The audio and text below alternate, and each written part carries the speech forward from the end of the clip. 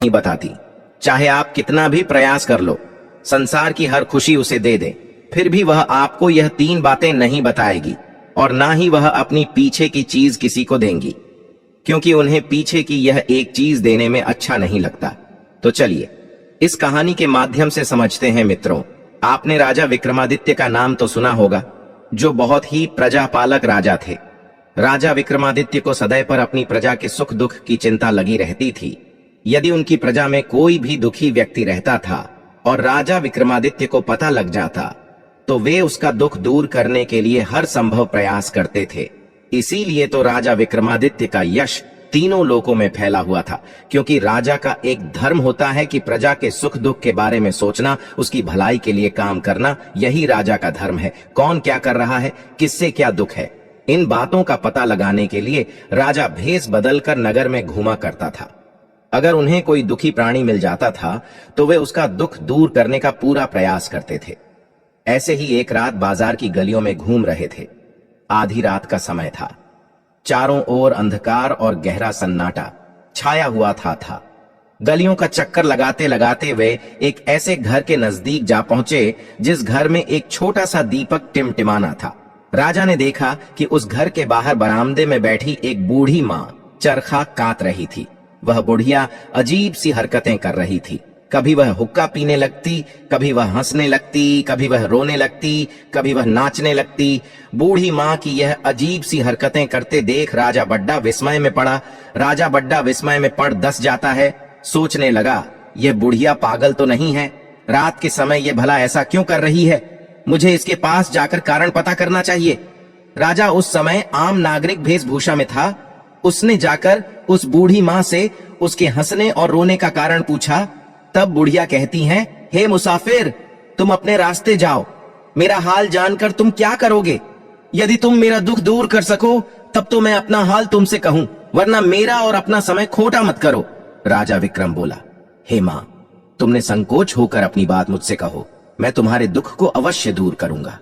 बुढ़िया बोली, मुसाफिर, अगर मेरे दुख को कोई दूर कर सकता है तो वह सिर्फ यहाँ का राजा विक्रमादित्य है। इसके अतिरिक्त और किसी के अंदर इतनी सामर्थ्य नहीं है कि वह मेरे दुख को दूर कर पाए। विक्रमादित्य बोले कि हे मां, मैं ही राजा विक्रमादित्य हूं।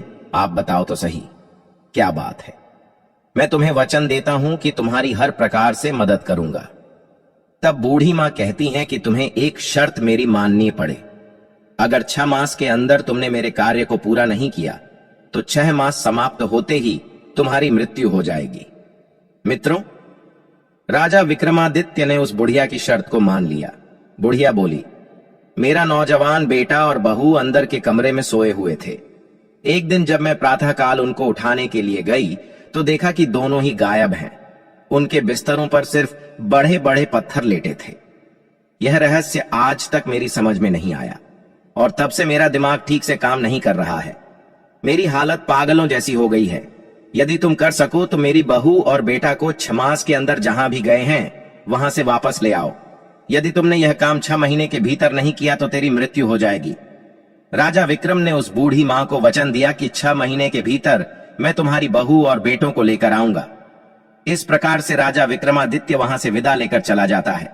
घूमते घूमते कई दिन तीत हो गए। बहू के प्रयास से भ्रमण करते करते उसने दुनिया का कोना कोना छान मारा, लेकिन कहीं भी उनका अता पता न चला। एक रात वह नदी किनारे टहल रहा था। इधर उधर भटकने घूमने के कारण शरीर में बहुत थकावट थी, इसलिए वह नदी के किनारे लेट जाता है। लेकिन चिंता के कारण उसे आधी रात तक नींद नहीं आती, क्योंकि उस बुढ़िया के बहू और बेटों को तलाश करते करते 5 महीने बीत गए थे। राजा लेटा हुआ सोच रहा था कि 5 महीने तो बीत गए, मगर अभी तक मैं उस बूढ़ी मां को दिए हुए वचन को पूरा नहीं कर पाया हूं। यदि 1 महीना और बीत गया तो मेरी मृत्यु हो जाएगी। मैं उस बूढ़ी मां को कैसे मुंह दिखाऊंगा? इससे तो अच्छा है कि मैं स्वयं ही नदी में कूदकर अपनी जान दे दूं। ऐसा विचार करके राजा विक्रमादित्य नदी में कूदने के लिए चल पड़ा। नदी के किनारे जाकर खड़ा हो गया और नदी में कूदने ही वाला था। तभी उसे रास्ते में किसी के कपड़े धोने की आवाज सुनाई दी। सोचने लगा, इतनी रात गए कौन कपड़े धो रहा है, चलकर देखना चाहिए। राजा विक्रमादित्य उसी आवाज के पास पहुंच जाता है तो देखा कि वहां एक धोबी कपड़ा धो रहा है। राज ने जोर से आवाज देकर पूछा, कौन हो भाई, और तुम्हें आधी रात के वक्त कपड़े धोने की क्या जरूरत पड़ी? डेडी गई। तब वह धोबी कहता है, अरे भैया क्या बताए, हमारे यहां अनारकली नाम की एक लड़की है जिसने आज तक सूर्य का मुख नहीं देखा है। उसके जितने भी काम होते हैं वे सब रात में ही होते हैं। उसके कपड़े भी रात को ही धोकर सुखाने पड़ते हैं, इसीलिए हमें आधी रात पर कपड़े धोने आना पड़ता है। धोबी की बात सुनकर राजा को बड़ी हैरानी होती है। राजा वापस अपने उसी स्थान पर आकर लेट जाता है। उसके कुछ समझ में नहीं था कि अब मैं क्या करूं। जब उसके कुछ समझ में नहीं आया तो वह फिर डूबने के लिए चल दिया। इस प्रकार मित्रों, राजा फिर से जब डूबने के लिए तैयार हुआ, तभी उसी समय राजा की नाक में धूप और अगरबत्ती की सुगंध आने लगी। उसके बाद उसे शंख की धुनी सुनाई दी। विक्रमादित्य सोचने लगा कि मैंने दोनों बार मरने का प्रयास किया, पर दोनों बार मेरे मरने में रुकावट आ गई। लगता है परमात्मा कुछ और ही करना चाहता है। इससे साफ पता चलता है कि अभी मेरी मृत्यु का समय निकट नहीं आया है।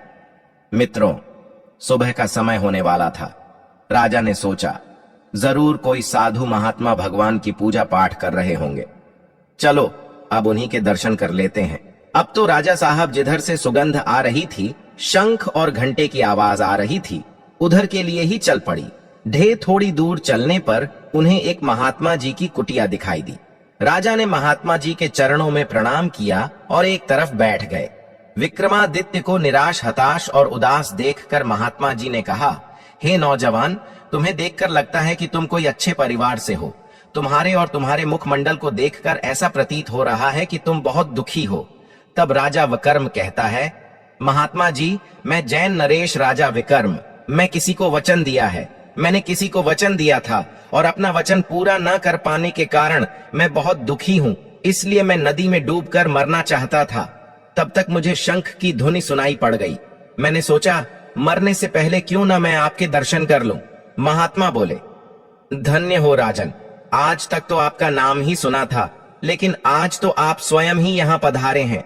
कहिए, मैं आपकी क्या सेवा कर सकता हूँ। तब राजा विक्रमादित्य ने उस बुढ़िया की बहू और बेटे की बात बताई। उस धोबी की भी बात बताई कि धोबी कह रहा था कि उसकी लड़की ने आज तक सूर्य नहीं देखा है, उसके सारे काम रात में होते हैं। इस बात ने मुझे और उलझन में डाल दिया है। मुझे कुछ समझ में नहीं आ रहा कि मैं क्या करूं दोस्तों। थोड़ी देर सोचने विचारने के बाद महात्मा जी बोले, राजन, तुम एक काम करो, तुम उस धोबी की लड़की से विवाह क्यों नहीं कर लेते। 24 दिन उसके पास रहना और वहां का सारा हालचाल देखते रहना। उसके बाद तो तुम मेरे पास चले आना, मैं तुम्हें सारी कहानी समझा दूंगा। मित्रों, महात्मा जी की इन बातों को सुनने के बाद अगले दिन राजा विक्रमादित्य सज धज कर धोबी के घर जाता है और उसकी लड़की से शादी करने की इच्छा प्रकट करता है। राजा विक्रमादित्य तो वैसे भी सुंदर था। एक सुंदर राजकुमार को देखकर धोबी भी प्रसन्न हो जाता है कि ऐसा दामाद मुझे कहां मिलेगा। मित्रों, इस दिन धोबी ने अपनी पुत्री अनारकली का विक्रमादित्य के साथ कर दिया। शादी करने के बाद राजा उस धोबी के घर पर रहने लगता है, लेकिन धोबी की लत ढकी ने ना तो उन्हें अपना मुंह दिखाया और ना ही कोई बात की। जो भी बात होती थी वह वहां की नौकरानी के माध्यम से होती थी। अक्सर उसके कार्य रात को ही होते थे और दिन में वह लड़की पूरे दिन सोई रहती थी। राजा 34 दिन तक वहां रहकर देखता रहा, मगर उसके कुछ समझ में नहीं आया। कुछ दिन वहां रहने के बाद राजा फिर से उन्हीं महात्मा जी के पास लौटता है और महात्मा जी को सारी बात बताई। महात्मा जी बोले, राजन, अब तुम चिंता मत करो, अब तो अपना काम बना हुआ ही समझो। वास्तव में धोबी की लड़की अनारकली इंद्र राजा की अप्सरा है। वह रात को जाकर इंद्र की सभा में नृत्य करती है। बुढ़िया की बहू और बेटा भी वहीं रसोई का काम करते हैं। मैं तुम्हें 3 दिन के लिए 3 जादुई गोलियां देता हूँ, तो इनमें से एक गोली प्रतिदिन रात को मुंह में अपने रख लेना। इन गोलियों के प्रभाव से रात को तुम्हें कोई भी नहीं देख सकेगा और तुम सब कुछ देख सकोगे। जब वह लड्डी ढकी इंद्र के दरबार को जाए, तब तुम पीछे पीछे उसके साथ चले जाना। उसके बाद वहां तुम्हें क्या करना है वह तुम्हारी बुद्धि पर निर्भर करता है। इतना कहकर महात्मा जी ने 3 गोलियां विक्रमादित्य को दे दी। विक्रमादित्य गोलियां लेकर धोबी के घर वापस आ गए। रात को विक्रमादित्य बहाना बनाकर शीघ्र ही सो जाते हैं। थोड़ी देर बाद गोली को मुंह में रखा और दरवाजा बंद करके बाहर निकल गए। उधर अनारकली भी इंद्र की सभा में जाने के लिए तैयार हो रही थी। राजा विक्रमादित्य ने चुपके से उसके नहाने के पानी में ठंडा पानी मिला दिया और उसके श्रृंगार को और उसके श्रृंगार के कमरे में सारा सामान इधर उधर फैला दिया। उधर अनारकली ने देखा कि उसके नहाने के पानी में किसी ने ठंडा पानी मिला दिया है और उसके श्रृंगार को फैला दिया है। यह देखकर अनारकली को बड़ी हैरानी हुई। वह अपनी नौकरानी पर बिगड़ती हुई बोली कि यह सब किसने किया है। दासी के पास भी उसका कोई जवाब नहीं था, लेकिन वह तो राजा विक्रमादित्य की करतूत थी। उसने गुप्त रूप से यह सब किया था। राजा इंद्र के दरबार में पहुंचने की उसे बहुत जल्दी थी, इसलिए वह जल्दी जल्दी तैयार हुए और रात में ही इंद्रलोक जाने चल पड़। रीढ़ अदृश्य रूप से विक्रमादित्य भी उसके पीछे पीछे चल देता है। चलते चलते अनारकली एक जंगल में पहुंची और वृक्ष के नीचे खड़ी ढेर होकर आवाज लगाने लगी, मालती बहन जल्दी चलो, आज देर हो गई है। बहन की आवाज सुनकर मालती भी सज धज कर बाहर आ गई। इस प्रकार वे फिर आगे को चलने लगी। चलते चलते जंगल में उन्हें एक बहुत बड़ा सा पीपल का पेड़ मिलता है, जिसकी बड़ी बड़ी शाखाएं थीं। वे दोनों बहनें उस वृक्ष की 11 टहनी को पकड़कर बैठ जाती हैं। इधर पीछे से राजा विक्रमादित्य उनके साथ टहनियों के बीच में बैठ जाता है। इतने में परिया बोली, चल रे पीपल के पेड़, हमें शीघ्र ही इंद्र राजा की सभा में पहुंचा दे। मित्रों, उनके इतना कहते ही पीपल का पेड़ उड़ने लगा और शीघ्र ही इंद्र की सभा में पहुंच जाता है। वहां इंद्र का दरबार लगा हुआ था और उन दोनों परियों का इंतजार हो रहा था। वे दोनों अप्सराएं उस पीपल के पेड़ से उतरकर उस नृत्य सभा में जा पहुंची। इधर राजा विक्रमादित्य भी वहां जो ढोलक बजाता था उस गंधर्व के पास जाकर बैठ गए। दोनों तरफ आसनों पर देवता विराजमान थे। गंधर्व नित्य गान का कार्यक्रम आरंभ करने वाले थे। राजा विक्रमादित्य अदृश्य होने वाली उन गोलियों को अपने मुख से निकालकर अपनी जेब में रख लिया। मित्रों, वह स्वर्ग लोक था। वहां का नजारा बड़ा अद्भुत था। सभा मंडप में लगे हीरे मोतियों की चमक आंखों को चकाचौंध कर रही थी। चारों तरफ सुगंधित पुष्पों की महक मन को प्रफुल्लित कर रही थी। बहुत ही शांति का वातावरण था। चंद्रमा की शीतल चांदनी उस सभा भवन को और भी अधिक सुंदर बना रही थी। महाराज इंद्र अपनी पत्नी के साथ सिंहासन पर विराजमान थे। इधर जय जयकार के शब्दों के साथ यंत्रों की मधुर ध्वनि मन को मोहित कर रही थी। इंद्र के दरबार में नाच गान आरंभ होता है। अब सराय जोश के साथ उस सभा में नृत्य करने लगी, लेकिन ढोलक बाला सुस्त था। नृत्य में गति नहीं आ रही थी। यह देखकर विक्रमादित्य से रोका नहीं गया। उन्होंने उस ढोलक वाले से ढोलक मांगी कि भैया लाओ थोड़ा सा, मैं भी आपका हाथ बटा दूं। ढोलक वाला भी रोज ढोलक बजा बजा कर तंग, इसलिए उसने सोचा कि यह अच्छा मिला, मैं तब तक आराम कर लेता हूं और यह ढोलक बजा देगा। उसने खुशी खुशी ढोलक विक्रमादित्य को थमा दिया। बस फिर क्या था, विक्रमादित्य के ढोलक पर हाथ पड़ते ही नित्य सभा में मादकता छा गई। सभी मस्ती से झूमने लगे। परियों ने उस दिन ऐसा नृत्य किया जैसा कभी नहीं हुआ था। चारों ओर बाबा हो रही थी। आज तो महाराज इंद्र बहुत खुश हुए थे। सचमुच अप्सराओं ने अपने नृत्य का प्रदर्शन दिखाकर इंद्र महाराज का दिल जीत लिया था। महाराज इंद्र ने अपने गले का नौलखा हार उतारकर परियों को दे दिया, लेकिन उन अप्सराओं ने वह हार उस ढोलक वाले को पकड़ ढा दिया, क्योंकि आज कुछ ढोलक अलग ही बजी थी। सभी अप्सराओं का दिल आज उस ढोलक वाले ने जीत लिया था। उन्हें क्या पता था कि आज ढोला कोई गंधर्व नहीं, राजा विक्रमादित्य बजा रहा था। विक्रमादित्य ने वह हार संभालकर अपनी जेब में रख लिया। इधर जब इंद्र की सभा संपन्न होती है, अप्सराएं अपने अपने स्थान को जाने लगती है, तो राजा विक्रम महात्मा जी के द्वारा दी हुई उस जादुई गोली को अपने मुंह में रख लिया। गोली मुख में रखते ही वह अदृश्य हो गया और पीपल के पेड़े पर बैठकर उन परियों के साथ पुनः धरती पर आ जा विक्रमादित्य अनारकली के आने से पहले आकर अपने कमरे में जाकर सो गया। मित्रों, जब सवेरा होता है तो राजा विक्रमादित्य रोज की तरह आज सोकर नहीं उठा था। रोजाना तो वह जल्दी उठ जाया करते थे, लेकिन आज उन्हें सोता हुआ देखकर सभी लोग हैरान थे। नौकरानी ने आवाज लगाई, लेकिन वे फिर भी नहीं उठे। उसने फिर झकझोर हुए कहा, महाराज उठो, सुबह हो गई है। तब विक्रमादित्य आंखें मलते हुए कहने लगे, अरे मूर्ख, तुमने मुझे जगाकर अनर्थ कर दिया। आज तो मैं बहुत सुंदर सपना देख रहा था, तुमने मेरा सपना नष्ट कर दिया। जिस समय राजा विक्रमादित्य ने यह बात कही कि मैं सपना देख रहा था, उस समय अनारकली उस नौकरानी के पास में खड़ी थी। अनारकली ने नौकरानी को इशारे से सपने के बारे में पूछने को कहा। तब नौकरानी कहने लगी, महाराज, आपने क्या सपना देखा था जो आप इतना गुस्सा कर रहे हो? तब राजा विक्रमादित्य कहते हैं, हे अनारकली की दासी, आज मैं सपने में राजा इंद्र की सभा में पहुंच गया था। इंद्र की सभा में सुंदर सुंदर अप्सराओं का नृत्य हो रहा था। मैं भी उस सभा में पहुंच गया। मैं वहां पहुंचकर मैंने बहुत सुंदर ढोलक बजाई। इंद्र महाराज मेरी ढोलक से बहुत प्रसन्न हुए। उन्होंने मुझे पुरस्कार में एक 9 लाख हार दिया। मैंने उस हार को लाकर सामने वाली अलमारी में रखा है। जरा तुम जाकर देखो तो सही में वह हार उस अलमारी में रखा है या नहीं। मित्रों, जैसे ही विक्रमादित्य ने हार देखने को उस नौकरानी को कहा तो उनकी आज्ञा माननी पड़ी। अब तो मित्रों, उसने जैसे ही अलमारी खोलकर देखी तो सचमुच वहां एक 9 लखा हार चमक रहा था। हार को देखकर नौकरानी की आंखें फटी की फटी रह गईं और अनारकली के तो आश्चर्य का ठिकाना ही नहीं रहा। सोचने लगी कि यह हार तो सचमुच वही है जो राजा इंद्र ने अप्सराओं को दिया था और अप्सरा ने ढोलक वाले को दिया था। उसकी कुछ समझ में नहीं आ रहा कि वह हार इंद्र तक कैसे पहुंचा।